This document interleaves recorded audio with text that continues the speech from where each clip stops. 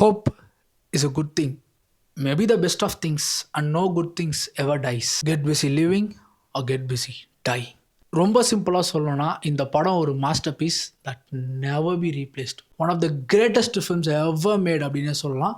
S, we gonna see about the Shawshank Redemption. So இந்த படம் start ஆகும்போது ஒரு நார்மல் ஒரு எப்படி சொல்கிறது, ஒரு மர்டர் இன்வெஸ்டிகேஷன் ஹாலிவுட் மூவி மாதிரி தான் ஸ்டார்ட் ஆகும். பட் படம் உள்ளே போக போக போக தான் உங்களுக்கு தெரியும், it's not just a normal murder investigation Hollywood movie. இது ஒரு லைஃப் லெசன் அப்படின்ட்டு. உங்கள் லைஃப்க்கு தேவையான எக்கச்சக்க லெசன்ஸை இந்த படம் உங்களுக்கு சொல்லித்தரும்.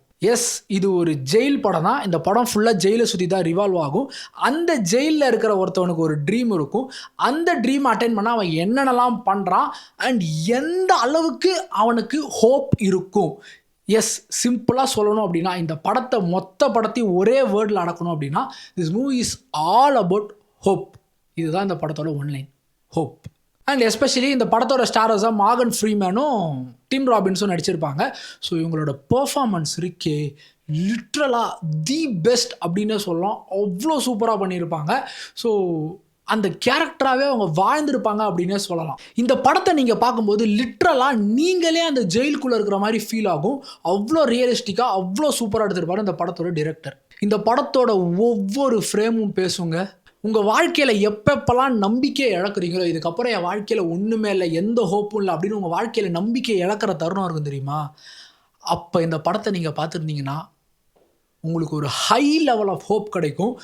அப்படி இருக்கும் இந்த படம். உங்களுக்கு ஹோப்னா என்ன, அந்த ஹோப்பை எந்த அளவுக்கு வைக்கலாம், எந்த எக்ஸ்டெண்ட் வரைக்கும் அந்த ஹோப் உங்களுக்கு துணையாக நிற்கும் அப்படின்ட்டு இந்த படம் உங்களுக்கு சொல்லித்தரும்.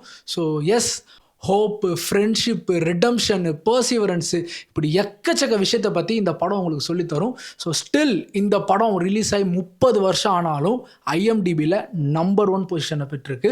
ஸோ அவ்வளோ சூப்பரான படம். எஸ், இது ஒரு மாஸ்டர் பீஸ்னே சொல்லலாம். இந்த மாதிரி படம் இதுக்கப்புறம் யாராலையாவது எடுக்க முடியுமா அப்படின்னு எனக்கு தெரியல. ஸோ இந்த படத்தை யாராவது மிஸ் பண்ணியிருந்தீங்க அப்படின்னா மிஸ் பண்ணாமல் பார்த்துருங்க. உங்கள் வாழ்க்கையில் அசைக்க முடியாத ஒரு நம்பிக்கையை இந்த படம் உங்களுக்கு சொல்லித்தரும். அவ்வளோ சூப்பரான ஒரு படம். எந்த ஓடியில் இருக்குன்ட்டு டிஸ்கிரிப்ஷனில் போட்டிருக்கேன். ஸோ இந்த மாதிரி ஏதாச்சும் மூவி ரெக்கமெண்டேஷன் மறக்காமல் ஃபாலோ பண்ணிக்கோங்க.